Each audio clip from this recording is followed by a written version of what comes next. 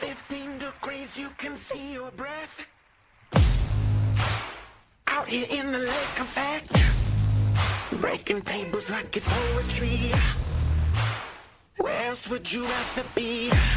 Pinto Ron Elvis in the lay poncho. The members that you need to know. 'Cause once you out here now, your family.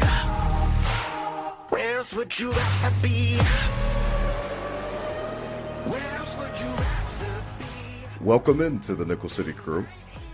I am your host, Rob Crippen. Please like us on Facebook and follow us on Instagram and Twitter at Nickel City Crew.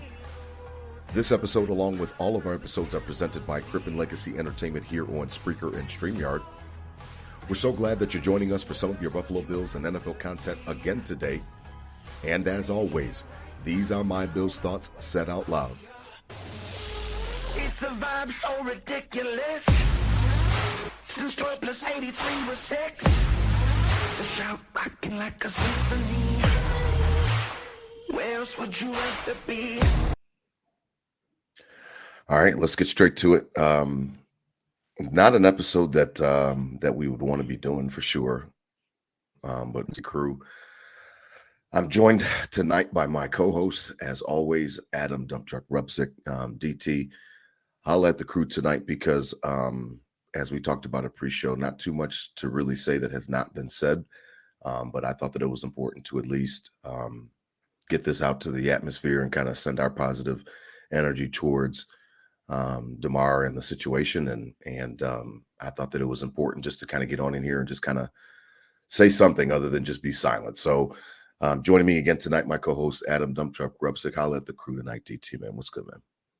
Nickel City, we're back. Unfortunate circumstances, as you stated, Rob, but I think we've given this platform and we have our listeners to, people kind of look to us in these times, I feel, to bring the positivity and bring what we can from that. And I think this is good tonight to get together with you and, as a friend and brother of mine as well to, talk about a situation like this. And, I think find the good things in it and the move forward as you can of, the prayers and the hope of, that everything will be okay with Damar Hamlin and we move on, and a real reality check on Monday night on when all the lead up, and we talked about last week, the biggest regular season game of my life, and everything leads up to that, and how it all kind of just stops and makes you, the reality hits harder than any of us, and especially those guys down on their field saw. So thoughts and prayers here in Nickel City. Good to be here with you tonight, Rob, and I hope we can bring some positivity to a tough situation. Yeah, it is a tough situation because it seems like on my cell phone, all I seem to be doing is just pressing refresh all the time, and I'm constantly looking for updates and different things like that. Obviously, everybody knows the situation, and there's nobody that I'm breaking news to or anything like that. But Damar Hamlin suffered a cardiac arrest, a heart attack, literally on the football field early in the first quarter Monday night, and it was, to be honest with you, DT, it was something I've never seen before. I've obviously seen players be concussed, and it's kind of something that, unfortunately, we're kind of used to, in the NFL, and we're kind of used to. It comes with it in tackle football in America, and it's kind of something that you can get desensitized to be quite honest with you. And this was different than that, DT. This was something that, I've got people all across Charlotte now that, that know me or see my car that are hey, I was thinking about you Monday night. I hope your boy's okay, that type of thing. Like, this is something that everybody seemed to either be watching or quickly tuned in or quickly heard about because, as you said, there was a lot of intrigue to the game and a lot of hype and a lot of build up to it. And it all stopped on a dime, to be honest. It seemed like the game quickly became secondary. I know the NFL's caught some flack over not calling the game right away. I think that they were trying to see if he was going to be responsive, and if he was, then I think they would have tried to fit it in, to be quite honest, because that's what the NFL does. And I'm just so grateful that he was in a situation where there were medical people and staff and support people there right away on the spot to help him because every second counts in those situations. And it's something I've never seen anything like that, DT, ever. I've never seen anything like that on a football field. And you said it best, kind of the desensitizing, as we watch this violent, at the end of the day, it's entertainment, right? It's a Mhm. show. And each week is a show, and we're blessed to see one of the best teams in the league do it every week, and where they ball out, and we cheer and get behind them. And our week kind of depends on if they win or lose. And there's Mhm. emotion and into this entertainment. And we do get desensitized to these injuries that happen.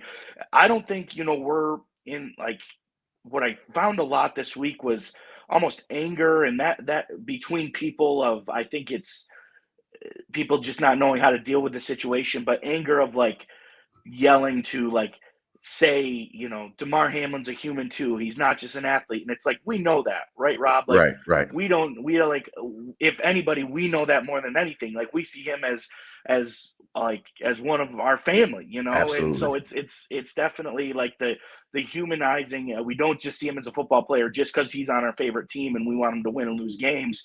We see him as a human probably more than anybody, being a part of this, community and fan base. So, like, that's like what's been and this happens in every tragedy, every situation. There's always two sides, kind of Mhm. going at, and people in the Shouting middle, at and each other. nobody Mhm. knows where to sit. And I just, want to say from Nickel City Crew in this end, like, the I think everyone's on the same wavelength of, like, we know the magnitude of this, and the prayers are there for Damar and his teammates and his family. And I mean, seeing all these injuries time and time again, and I'm probably not as concerned as I should be when a guy is carted off the field, because we just hope for that little thumbs up, and Mhm. that's kind of the signal to back to play and put it in the back of the head. But Yep. there's also got to be compartmentalizing as well, because these guys could never play this game that's so violent if this was in their head all the time. If this, Right. something like this they thought was going to happen, they got to kind of push it to the side and desensitize. And Right. same as viewers, if we knew something like this was going to happen every game, there would be a lot less viewers of the NFL, right? So That's right. I think there's a time and place for all of that, but it's just kind of when you say it out loud and really realize, like, damn, like, there's dudes that get carted off here risking their lives. And that's not even mentioning the 10, 20 years after their playing careers and all the Right. issues they incur, with that. And for our entertainment on a weekly basis. It, and everyone signs up, everyone, is well aware of the situation. These dudes love ball more than anything. That's why they're willing to do this. But Right. it's just an interesting concept of, like, desensitizing to the fact of you have to a little bit, but in this situation it's a real reality check. It definitely is, it kind of brings back, some of those, like, that blood sport thing, and kind, it's just like a situation where how much are you willing to accept, you know what I mean? How much are you willing to kind of, to, as a viewer, to consume? And, we have kind of come up with our own formula of what we're willing to accept when it comes down to the injuries, it comes down to the concussions, different things like that. There's definitely a willingness of acceptance on the participants' part. And it's definitely the same thing for for the consumer. Like, we are accepting, that this could happen, but we never think that it's going to happen. The same thing with concussions and ACL tears, and sometimes you get compound fractures, and you think about Alex Smith and some of the other things, and there's always that fear. There's always that possibility, but it is something that you definitely put outside your head, because what I saw Monday night, I never would have thought that I would have seen.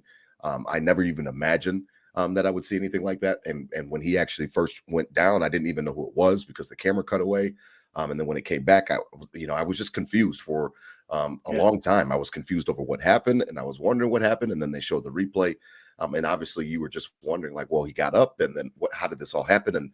And Twitter's got 1,000 doctors, it seems like, and that's why I don't really like that place that much, because everybody's an expert when they're not really one. And it's just, I'm just so happy again that he had the care for him right there on the field within the seconds, because those Yeah, are the I crucial mean, moments where big you time. need something to happen. Yeah, and I mean, something like, who knows what even happened, right? We don't even know that much yet.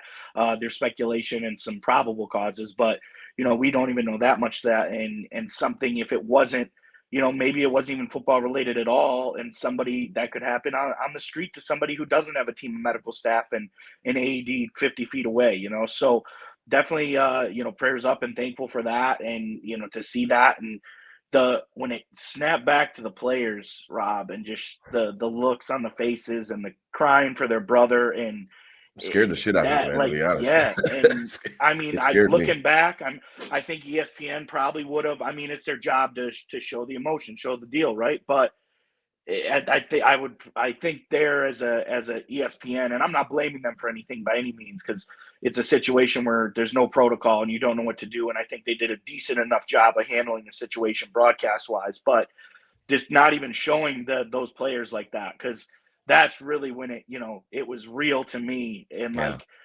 when it was like, okay, like these guys see their teammates go down all the time, and see it like closer than we do on TV. Like they see these hits like really happen, and they probably right, hear the crunches of bones and right. legit vivid, scene. And for that reaction, you knew it was literally like all the other stuff that happens is it's not life or death, but it's pretty serious.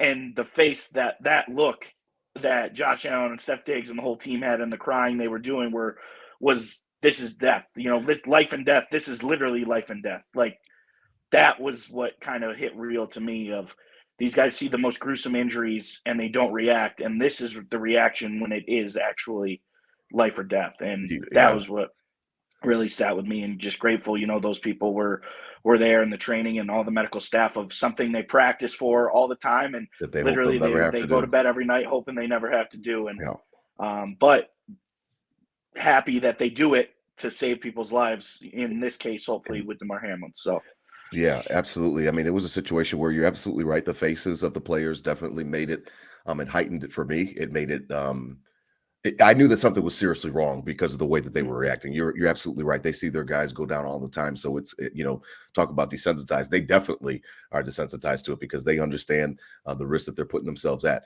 This was totally different. You could tell on Josh Allen's face. You could tell Tre'Davious White, all of the guys. I mean, Saran Neal was unconsolable.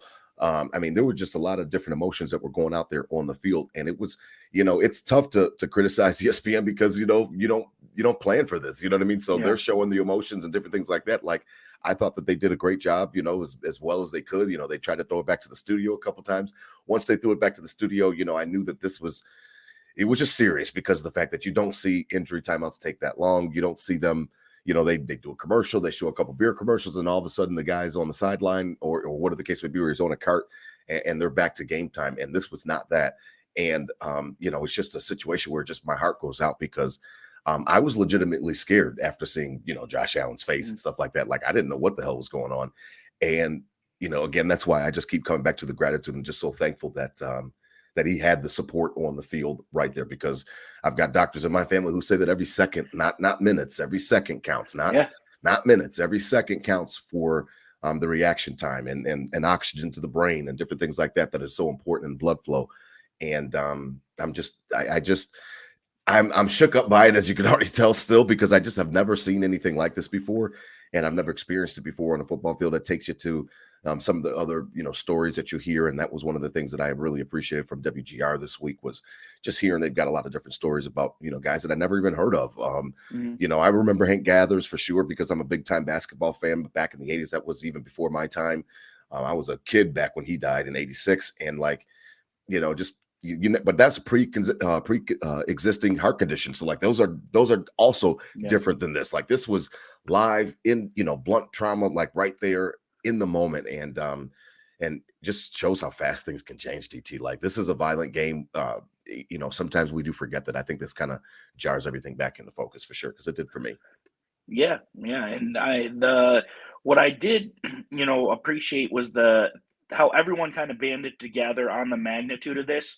This wasn't, game suspended. We kind of move on. Sports Center shows other things. The reporters go home for the night. We check in on Damar Hamlin in the morning. This was No, around the clock coverage of the world being concerned and praying for Damar Hamlin and his family. Like this was around the clock. Like these reporters stayed out there all night long. They were yep, crying the next day, on the morning, and fans were outside the stadium. And at the hospital. didn't go to bed Mhm. till I didn't go to bed till 1, 2 in the morning, just like you said, just hitting refresh, like hoping and praying for any update of positivity. And Positivity, yeah. then you see through the last couple of days of all the NFL teams changing their logo, to the three Damar, and the whole world, football and outside, kind of banded together for the magnitude of this, of how serious this was. And I think it opened up a lot of, like, hug the person next to you, life is fragile type vibes all the way around, because of something that we would never expect, when it's ironically a violent game, but something we would never expect happens. The magnitude of the whole world banding together, I would say, impressed with. Oh gosh, yeah. I mean, you think about his charity Chasing M's foundation there. It was funny because he had set a goal like back in 2020 of Yeah. $2,500, and hadn't That's even right. reached it. And then but that just shows like the power. You know what I mean? When Yeah. eyes get on it, and then when attention is actually given to something, you can see how fast people are willing to move in a positive direction. And like over $6 million now. I think it is Yeah. close to $6 million. So I'm just happy that his foundation is at least getting a chance to see the fruits of this in the respects and something positive coming out of it. I know I heard his uncle speaking last night on ESPN, and he was just talking about how a lot of people don't get a chance to see that they're appreciated, that they're loved, while they're alive. And he was happy that, he can't wait for Damar to get out of this so that way he can see all the love that he's received. And I Sure. echo those sentiments as well, because, it's easy to tell somebody how much that you care about them and how much you appreciate them and stuff like that, but we normally do wait till it's too late. We normally Yeah. do wait till it's a funeral situation or something like that, or they're in a coma and you can't really talk to them. I remember that situation with my brother, and he was induced, and I was telling him all the things that I should have told him, when he could hear me, or when he was at least able to respond to me, that type of thing. So that kind of hit home with me. All of this is my two sons, as you know, DT, just started playing football, tackle football this year. So I've got a lot of different mixed emotions about this as well, because as a parent, I can't imagine what it's like to watch your child go through this. You know what I mean? And the story from Sal Capaccio, he got choked up on the radio this week talking about how he could see Damar's mom, on trying to get down to the field, trying to get to field access so she could be on the field with her baby. And like that, just like that kind of shit Yeah. just tears me up, because like I know what it's like as a parent to want your kids to be okay and want them to stay healthy, and you want them to have fun and do some activities and have fun with their friends and stuff like that. But it's just scary, to be honest, because you never ever think that it could be this. And I'm praying, you know what I mean, DT, as everybody else is around, Bill's Mafia, and really, like you said, the world, that I'm just looking for something positive. I was just talking to Ace, and Ace is just talking to him Mhm. about an hour ago, and I was just like, man, I just want somebody to just tell me that he's doing better. You know what I mean? That he's on his way. And I heard something about the oxygen level is back to 50% as opposed to 100% last night. So that is obviously positive. And that's all I'm really looking for, DT, is that, I'm not a doctor. I'm not a nurse. I can't help him. You know what I mean? I'm not in Cincinnati. I can't do anything for him other than to send him positive energy. But I really am hoping for some type of positive news, just something, some type of glimmer of hope. I think that it'll go a long way as we approach, and we'll talk about this in a moment, because the machine continues to turn, and they've done a great job covering this, but they're going to play games on Sunday and Saturday. And, believe it or not, and like it or not, I know there's some, differing opinions on that, but everything is not going to just stop forever. So it did stop on Monday night. And then obviously, they had the coverage, but they're going to play again. So I'm just hoping for something, just a glimmer of hope, because I think that it'll affect the players as well. I don't know how they go back out on the field. That's why it was preposterous that they could have continued to play the game the other night. So Yeah. happy that they didn't. And I'm still worried about Sunday, to be honest. I'm taking my boys up to their first ever game, Bobby and Nate. And I'm, it just kind of puts a damper on the whole thing, because it's not what it was supposed to be. You know what I mean? It's just not the same type of event. Yeah, and they're even they didn't announce, but the possibility, that they're gonna see, obviously pending update of postponing on Sunday as well. So we'll keep a close eye on that. And Yeah. even if it's regular scheduled go in, it's gonna be an interesting day, and but hopefully a day of another band together, Buffalo banding together story. And Oh, I'm sure the emotions the will be pos sky high for sure. yeah, yeah, and the positivity coming out of this, of Damar recovers and makes it through, and the positivity of what we knew before this, and now what we're learning about this guy, every day. Mhm. How great he is, and great teammate, and in the community and everything. Like, it just seems like the perfect guy, right? And So the positivity spreading through that, if he comes out of this, and as you stated earlier, where he can kind of see that he's made a difference in people's lives. And if obviously worst case scenario happens, the positivity of spread love, and there's a message still out to people. And Jeremy had a great point on GR that really hit me the past couple of days, as he was saying we as fans kind of go to NFL, to sports, to Yes. escape Hmm. reality, when we are having problems and dealing with stuff. And now when it's that, Our heroes, our when gladiators. the heroes Hmm. are dealing with stuff, I gladly take the responsibility for them to lean on us, and the community to support them. So if that is the case Sunday, Rob, I know, you'll be there with boys, I'll be there, and I will be proud to be there, and I won't feel bad to cheer and really support this team and do this for Damar Hamlin, and be there full force to come together. And another step of adversity for Buffalo and as a community in this team. And I'll be more than proud to be there and be yelling my face off Sunday in support of the greater cause, So that's, I'd say, the positive way we can look at it too. Oh yeah, absolutely. There's positivity in this as well. You see the community stand up, and like you said, the entire NFL community, really the sports world. We saw the Sabres game last night where Washington did, had Yeah. their moment of silence as well. And it's just something that reaches out because all these athletes, sometimes we view them as as gladiators and as stronger than life. And I think that everybody does understand that they're human, but there's a pedestal sometimes that we put them on, and that they do seem larger than life. And these are just regular men and women. These are just regular athletes. They're regular people that kind of just go out there and they do what they love to do.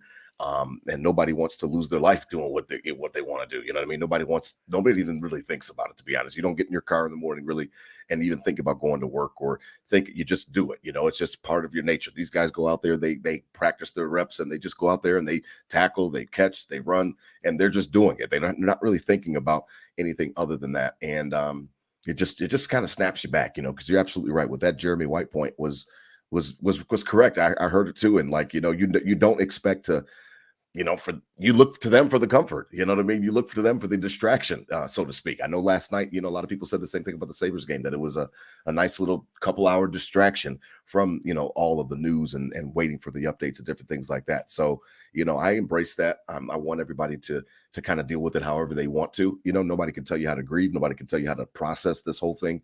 I'm looking for positivity. I choose to remain hopeful. As dark as my thoughts were on Monday night, you know what I mean? I've kind of turned the corner, and and I'm hoping that he's going to be okay with every hour that passes. I'm hoping that everything is going to just turn out okay. And I know that they said that they flipped him over onto his stomach this morning to kind of alleviate some of the pressure on his lungs. So again, I'm not a doctor. I've heard some of the same things that you've heard about what they thought happened and different things like that, the shock to his chest from that hit. But it's not T. Higgins's fault. It's not, it's not, definitely not Damar's fault. It's just the way that it was. It was something freak accident. And I just feel so horrible, and I really do hope that he turns the corner soon and that we get some type of news, because I do think that honestly, DT can be very beneficial for the players. I think that it's going to be really hard for them to go out there Sunday if they decide to have to still play that game and then to not have any type of positive news on him. I think that's going to be a really hard thing for them to do. I really do. Yeah. Yeah, and that's the refresh, the frantic refresh, and they've been, I'm sure, in contact with their sources as well, just Oh, I'm as sure they much get as the better public, information even than we more, do. Yeah, I'm sure they get better yeah. I information than mean, we do. sure. So that's going to be huge. I agree. I think, and that could be kind of the turn of, if there is a good update, okay, let's get out here, play this game for 3. And For Damar. did you Mhm. see that, speaking on that Sabres game last night, the Tage Thompson stats? Man, Did you that's see that crazy, rundown? man. Yeah, With three. So what? Three his goals, third hat trick of the season, 3 goals, right? third hat trick of the And it was season, like 30th goal of and the it was 3 season, minutes into overtime. 3 minutes into overtime on That's January 3rd for that's Damar Hamlin 3. It's like, I don't know. you can't write that You shit can up, believe man. in stuff like Yeah. that or not, man. But I got a special place in my heart for that, with some, with some family members. I have that's what I do to kind of compartmentalize. Like, Hmm. Hmm. and my grandfather, for example, is big in wildlife, and when I see, I'm having a down day or something, thinking about grandpa, and I see like a a geese flock or a turkey flock, like that makes me think and feel like in that. So I think there is, Absolutely. some inner energies and interconnections out there. And that was a great example last night to keep it on the positive note of that, of, that stat. And, but yeah, like you said, it will really depend on reports, as we hope those reports get better as we get to the weekend. But I would really, feel for those guys to have to go out there at Sunday at 1:00 if they don't know any updates on their brother, So we'll Yeah. have to see on that.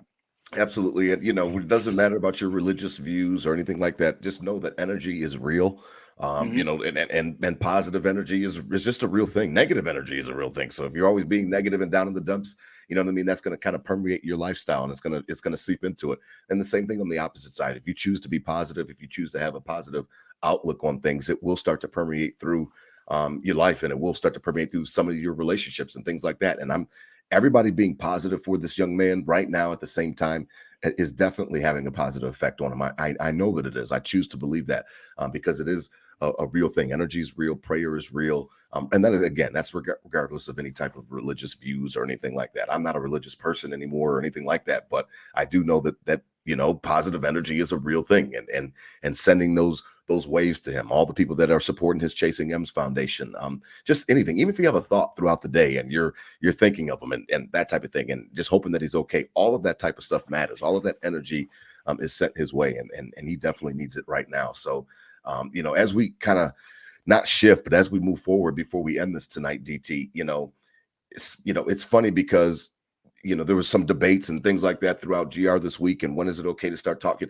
You could do whatever you want to do. You know what I mean? If you want to talk about the schedules and different things like that you're worried about or you're concerned about, I don't think that makes you a bad person or anything like that. I mean, we have a lot invested. Look at us here on Nickel City Crew, and we've got our own podcast dedicated to the Buffalo Bills. So I don't feel bad for being a Buffalo Bills fan. I'm actually proud of Bills Mafia right now, and I'm proud to be a member of Bills Mafia because of the way that we have been showing up and showing out through all of the adversity that we've been through. And at this point in time, I'm really, I'm looking forward to seeing exactly what is going to happen after we find out that he's okay. Like, I don't know if they're going to replay this game and do a week 19 and maybe, shave off something between the Super Bowl and the championship games. I don't know if they're going to just scrap it all together. I've been listening a lot to GR this week just to kind of see what is some of the pulse and what's happening. Do you have any idea? What's your gut reaction tell you, DT, on this? I tend to lean that they might just scrap it. But if they're in the whole fairness thing or competitive fairness, then they might have to find a way to get it squeezed in some kind of way. I don't know how, but they might have to find a way. My original thought was the NFL is, the NFL, and they're going to get a way to get this game in. But then doing some research and hearing from the COVID year, kind of their contingency plan on that. And if there was games missed and they couldn't make them up, there would be, they'd go off win percentage. And I mean, obviously that's not ideal and wouldn't affect anybody. Well, I wouldn't say negatively or positively, but I think that's more realistic now than ever. At first I thought they're going to reschedule it. I thought it was going to be like this week. Right. They were going to say Thursday, Friday, and then the Bills would say, we can't and forfeit, whatever the case, or whatever the plan is when it comes to that. But when they suspended for the week, I was like, okay, then I think it's done. Maybe the win percentage route. There was, like on Twitter all day, just stuff coming out. Who knows what's right? Who knows what's wrong? And there was one of be a week 19, and they would do the NFC playoff games during that. And then the AFC, they would play that Bills Bengals game, then do the AFC playoffs the next week. So, I mean, we'll see. I think this most logically to, kind of damage control and not dig into the schedule anymore, to keep it flowing. I think it'll just scrap win percentage. The game never happened, no contest, and go from there. Yeah, I mean, I heard that Troy Vincent from the NFL said that everything is being considered, but logistically and just how the way that the playoffs are structured, and then you've only got that 1 week in between the conference championships and the Super Bowl. I know that the NFL definitely doesn't want to move their Super Bowl. That's their marquee. That's their final product. So I'm not exactly sure how they'll choose to do it. I lean towards that they'll scrap it unless there's a chance that they can fit it in some type of way. But It'll be hard to do that, and it's definitely going to be really hard if the players don't get some type of information. So again, I'm hoping that I know that they're getting more information than we are for sure, and hopefully they're getting some positive information and positive updates on Damar. If you are looking to support Damar, foundation is the Chasing M's Foundation. Again, it's received over $6 million now. So I've heard some chatter that they might have to take this thing countrywide now because it's just in Buffalo, in Pittsburgh, where he's from, and now it's just so massive, and that's such a great problem to have that they might have to take this thing, nationwide, and that's a good problem to have. So I'm happy.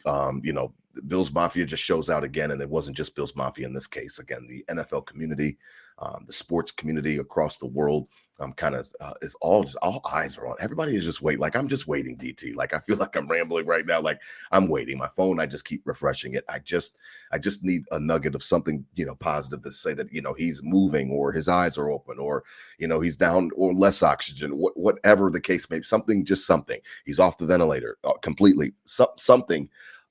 Just to kind of raise my spirits up a little bit, because I'll be honest, man, I've been in a little bit of a funk since, because it's just like damn, like what did I just watch? You know what I mean?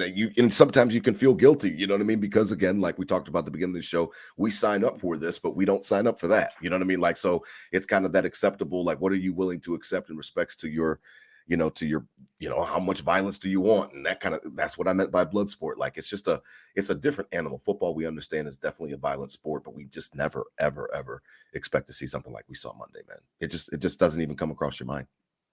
I'm with that. I think we've said it, and it's been echoed, this week through and through. And when hands come together again, we come together. Another knock of adversity. It's never what we want to see or deal with. But another GR caller today was, I'm sick of being tough and resilient. The city's sick of being tough and resilient. So, what goes up must come down, and right now it's down. But we're gonna keep fighting till it goes up. Yeah, I mean, I choose to have hope, and I know you do as well. And I encourage Nickel City Crew, Bills Mafia, have hope for Damar. Think about his family, and all of the support that they need. So just say a prayer, or whatever, however you do it. Say a nice thought in your head, whatever you choose to do. Do it, please, because he can use it, and I know that he would be appreciative of it for sure. So, as always, man, spread love, not hate. If that doesn't ring true with the blizzard and just everything, and the top shooting, the massacre there, like, just, you're absolutely right. That caller was right, DT, because Buffalo's been through a lot of shit, these last, however many months. And I'm just I feel for the community. I feel for Western New York. I'll be driving up Saturday. And I want this weekend to be a great weekend. You know what I mean? I've got my boys, and I want them to have a great time. And I won't be ashamed. You're absolutely right.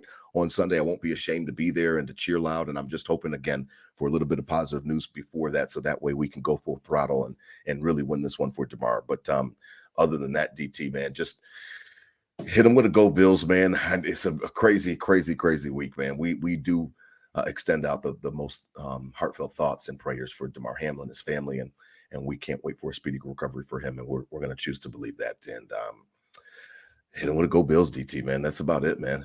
Yeah. Hey, Nickel City, go Bills. This is all for 3. Let's go. All right, let's do it, man. Let's do it for 3.